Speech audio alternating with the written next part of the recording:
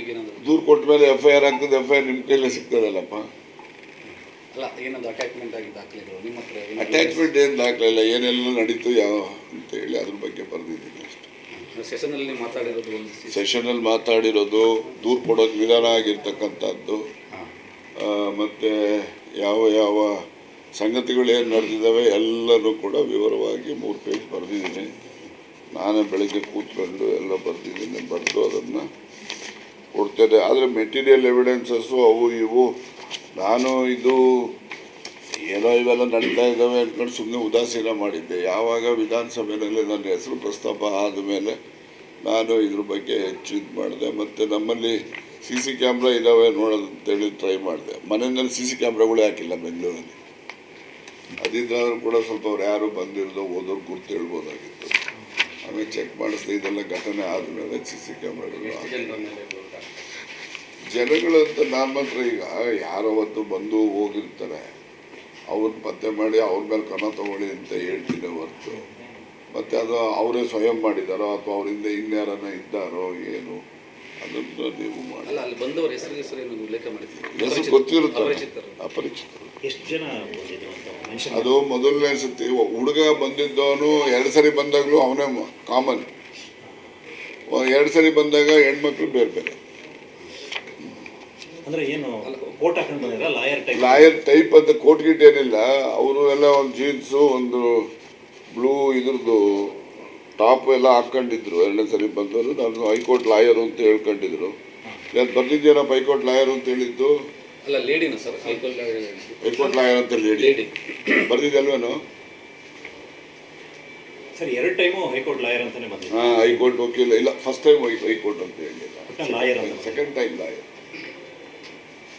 ಅಂದ್ರೆ ಏನು particular case ನಾನು ನಡೆಸ್ತೀನಿ ಕೇಸ್ ಅಲ್ಲ, ಏನೋ ಪರ್ಸನಲ್ಲು ನಿಮ್ಮ ಹತ್ರ ಏನೋ ಭಾಳ ಗುಟ್ಟು ಮಾತಾಡಬೇಕಿದೆ ಸರ್ ಅಂತ, ಭಾಳ ಇಂಪಾರ್ಟೆಂಟ್ ಗುಟ್ಟು ಮಾತಾಡಬೇಕು ಸರ್. ಅವ್ರ ಫೋಟೋ ಗಿಟೋ ತಮಗೆ ತೋರಿಸಿದ್ರೆ ಗುರ್ತು ಹಿಡಿತೀರಿ ಸರ್. ಆಮೇಲೆ ನೀವು ಒಂದು ಏನು ರೆಸ್ಪಾನ್ಸ್ ಮಾಡಿದ್ರು ಸರ್? ಆ ಥರ ಏನು ಮಾಡಬೇಕು ಅಲ್ಲ, ಮಾತಾಡಬೇಕು ಏನಲ್ಲ, ಏನಮ್ಮ ಮಾತಾಡೋದು ಆ ಥರ ಏನಾದ್ರು ಕೇಳಿದ್ರೆ? ಕಂಪ್ಲೇಂಟಲ್ಲಿ ಎಲ್ಲ ಬರ್ದಿದ್ದೀನಿ ನೋಡಿ ಸರ್. ಈಗ ಸತೀಶ್ ಜಾರಕಿಹೊಳಿ ಅವರು ಹೈಕಮಾಂಡ್ ಭೇಟಿ ಮಾಡಿದ್ದಾರೆ ಸರ್. ಇವತ್ತು ಸುರ್ಜೇವಾಲಾರನ್ನ ಭೇಟಿ ಮಾಡಿ ದೂರು ಕೊಡ್ತಾ ಇದ್ದಾರೆ. ನಿನ್ನೆನೂ ಕೂಡ KC ವೇಣುಗೋಪಾಲ್ನ ಭೇಟಿ ಮಾಡಿದ್ದಾರೆ. ಬೇರೆ ಸುದ್ದಿ ನಾನು ಕೇಳಬೇಡಿ, ನನ್ನ ಸುದ್ದಿ ಮಾತ್ರ ನಾನು ಹೇಳ್ತೀನಿ. ಹೈಕಮಾಂಡ್ ಭೇಟಿ ಅಂತ ಹೇಳ್ತಾ ಇರುವಂತೆ ಸರ್. ಅವ್ರು ಏನೇನು ಮಾಡ್ತಾರೋ ಅವ್ರು ಇನ್ನೂ ನನಗೆ ಹೇಳಿಲ್ಲ. ಸದನದಲ್ಲಿ ಸರ್ ಪಾರ್ಲಿಮೆಂಟ್ ಅಲ್ಲಿ ಕೂಡ ಪ್ರಸ್ತಾಪ ಆಗಿದೆ, ಅದು ಖುಷಿ ವಿಚಾರ ಅನ್ನೋದು ಸಮಾಧಾನ ಆಗಿದೆ ಅನ್ನೋದು ಸತೀಶ್ ಜಾರಕಿಹೊಳಿ CM ಮಾತಾಡಲಿಲ್ಲ ಏನು ಈ ವಿಚಾರ. CM ಅಷ್ಟೇ ಹೇಳಿದ್ದು, ಅದೇನೇ ಕಂಪ್ಲೇಂಟೇ ಕೊಟ್ಟಿಲ್ವಂತೆ, ಯಾವ ಕೊಡ್ತೀಯ ಅಂದು ನಾಳೆ ಕೊಡ್ತೀನಿ ಅಂತ ಹೇಳಿದ್ರು ಅಷ್ಟೇ. ಇವತ್ತು ಕೊಡ್ತಾ ಇದ್ದೀನಿ, ನಿಮಗೂ ಅದೇ ಹೇಳ್ತೀನಿ.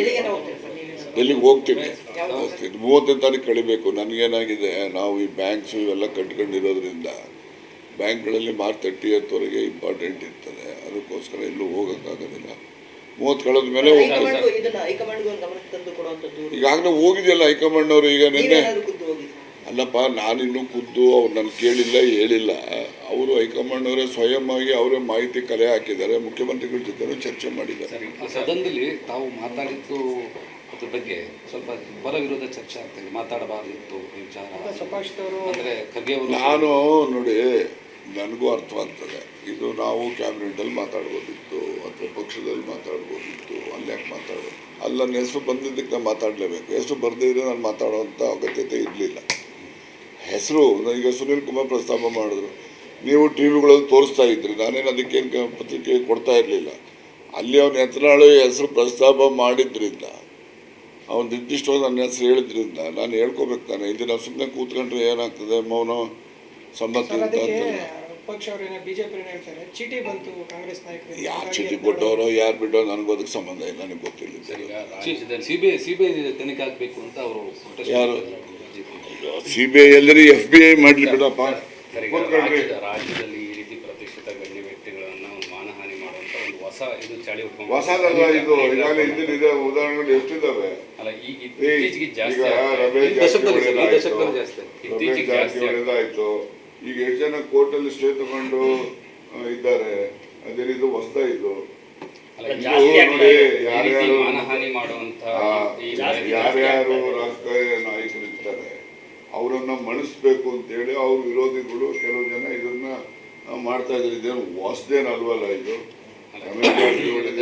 ಕಠಿಣವಾದಂತಹ ಕಾನೂನು ಕ್ರಮ ನಾವು ಅವ್ರು ಯಾರು ಈ ಒಂದು ಕೃತ್ಯಕ್ಕೆ ಬೆಂಬಲ ಕೊಡ್ತಾರೆ, ಯಾರು ಈ ಕೃತ್ಯಕ್ಕೆ ಭಾಗಿಯಾಗ್ತಾರೆ ಅಂದರೆ ಎಸಗಲಿಕ್ಕೆ ಅಂಥವ್ರ ಮೇಲೆ ಕಠಿಣ ಕ್ರಮ ಆಗಬೇಕು ಅಂತಕ್ಕಂಥದ್ದು ಎಲ್ಲರದು ಒತ್ತಾಯ. ಅದರಲ್ಲಿ ನಂದು ಒಂದು ಈ ವಿಚಾರ ವಿಶೇಷವಾದಂಥ ಕಾನೂನು ಏನಾದರೂ ತರುವಂಥ ಪ್ರಯತ್ನ ಇರೋ ಕಾನೂನಲ್ಲಿ ಏನು ಬೇಕಾದ್ರೂ ಮಾಡ್ಬೋದು. ನಡೀರಿ, ಇರೋ ಕಾನೂನು ಉಪಯೋಗಿಸಿದ್ರೆ ಸಾಕು, ಹೊಸ ಕಾನೂನು ಯಾಕೆ